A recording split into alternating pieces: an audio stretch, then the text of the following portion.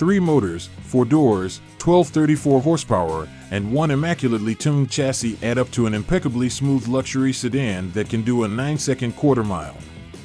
Until now, the Venn diagram circles representing ultra-luxurious 4-door grand touring machines and sports cars with sub-10-second acceleration through the quarter mile have never touched.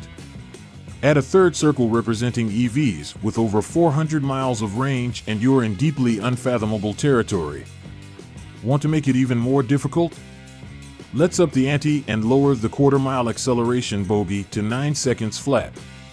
That's ridiculous, right? Nope. Meet the Lucid Air Sapphire. Lucid's claimed performance would make the Sapphire quicker than any car we've tested. To see for myself, I eased one through the water box at California's Sonoma Raceway and lined up with the slightly uphill drag strip. With the traction control off and the powertrain set to track mode's drag strip setting, which unlocks the full 1234 horsepower, I briefly mashed the accelerator to spin all 4 tires to build heat, then back up and do it again. Back in drive, I creep up to the staging lights that trigger the Christmas tree. With the brake fully depressed, I then floor the accelerator, wait for the lights to approach green, then sidestep the brake. Incredibly, the tires vaguely spin for a few dozen yards, then fully hook up as the car lunges up the track. The sensation of uninterrupted acceleration is ungodly, and when I rip past the finish and climb onto the binders, the in-car GPS readout displays some staggering numbers. 2.2 seconds to 60 miles per hour and a quarter mile of 9.28 seconds at 153 miles per hour.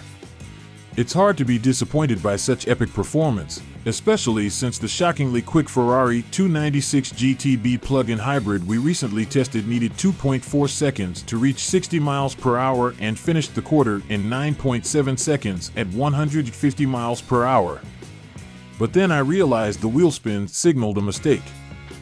I had been advised to re-engage traction control after the water box burnouts, but I hadn't.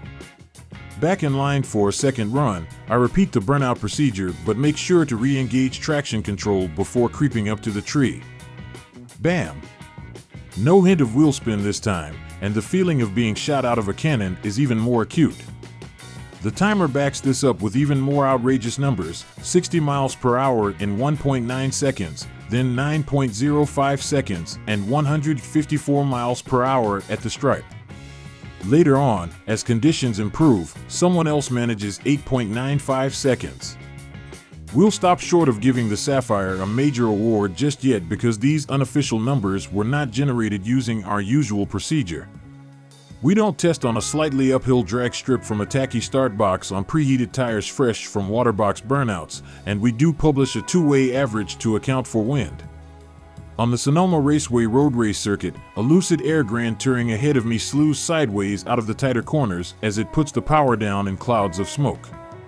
At the helm is David Lickfold, the chassis and vehicle dynamics director I met when I drove an Air Sapphire prototype some months ago. He's pushing hard to make sure he's not holding me up in the more trackworthy Sapphire. It's not working, as I'm barely fogging the inside of my visor while he's all arms and elbows dealing with tires beginning to shed slender strips of rubber. He soon waves me past, putting the lead-follow pretext to an end. I'm unsurprised to learn that the Sapphire has a lot more to give, even though the 1,234 horsepower dragstrip power setting has been dialed back to 767 horsepower in the endurance track mode that enables consecutive lapping. In between, there's a 1,003 horsepower hot lap setting for a single lap time attack.